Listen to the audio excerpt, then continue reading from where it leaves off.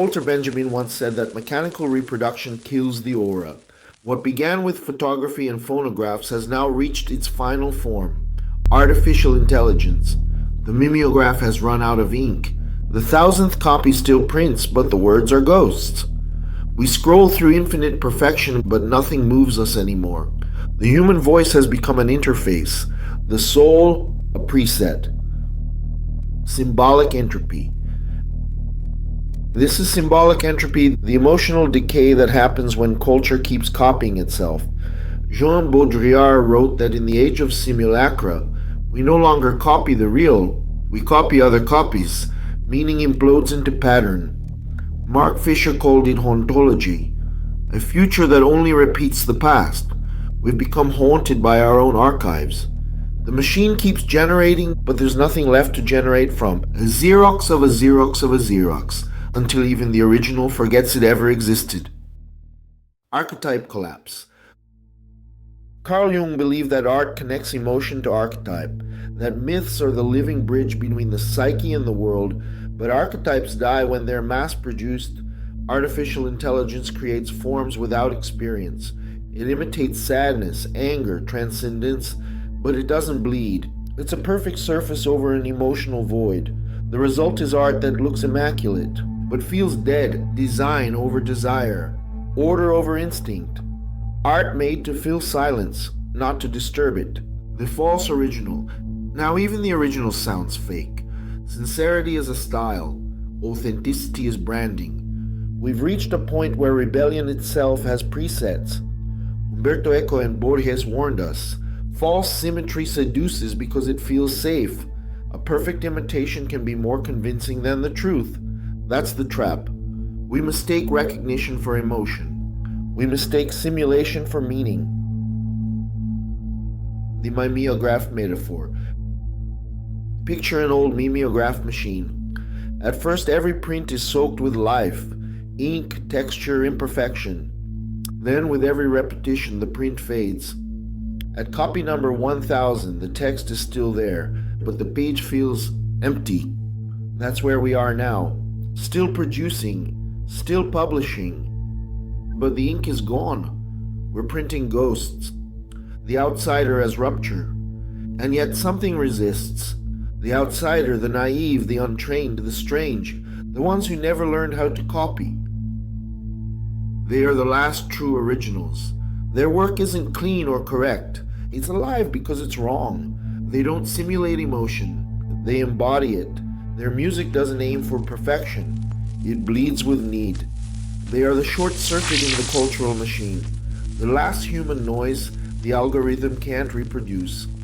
Deleuze and Guattari might say, they are desiring machines that escape the factory. They create because they can't not create. The fetish of imperfection. In a world obsessed with perfection, imperfection becomes revolutionary. The hiss of tape, the broken rhythm, the wrong chord that still feels right. These are proof that someone was there. Presence becomes the new luxury. Noise becomes sacred. The dirty recording, the fragile voice. They are the final signs of life.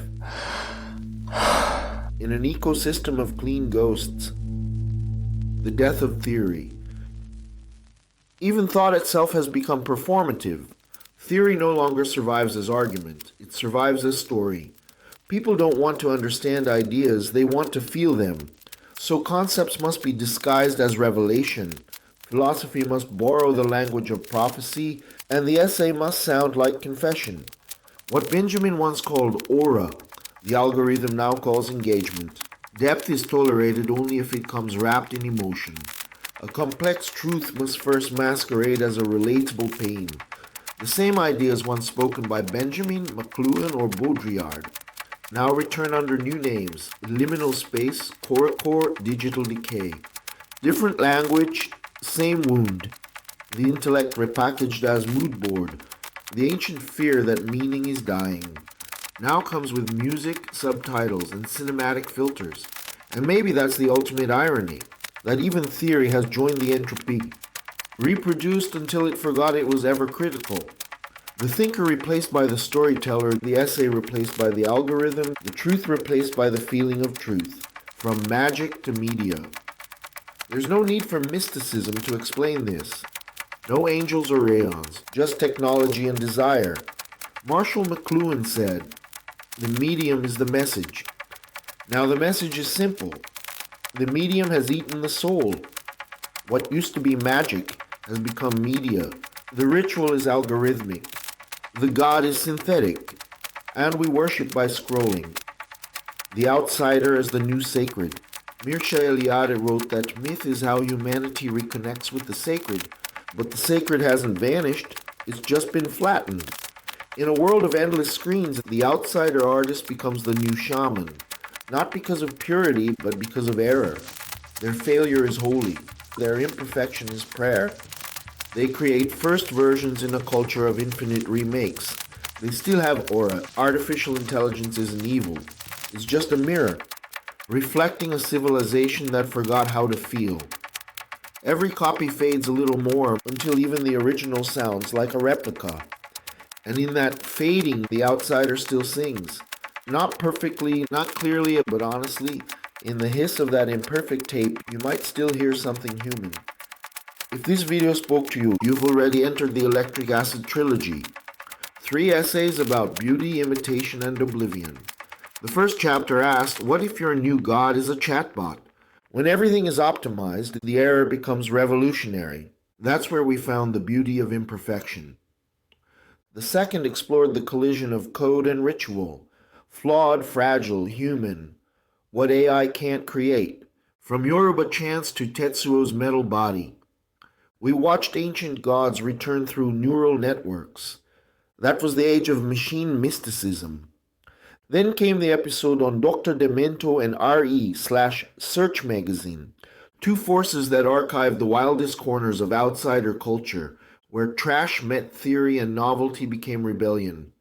They were the prophets who kept the weird elusive long before the algorithms noticed. And now, this piece. The outsider music as the last refuge of authenticity, where the cycle ends, where the copy dissolves, where something imperfect still dares to breathe. But the story doesn't stop here. The next chapter goes deeper into the real voices behind the myth, outsiders who turned limitation into transcendence.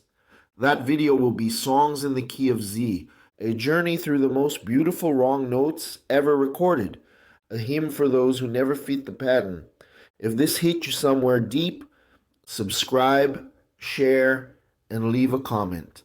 Tell me, which part of the trilogy stayed with you? And remember, Electric Acid is for those who prefer noise to signal.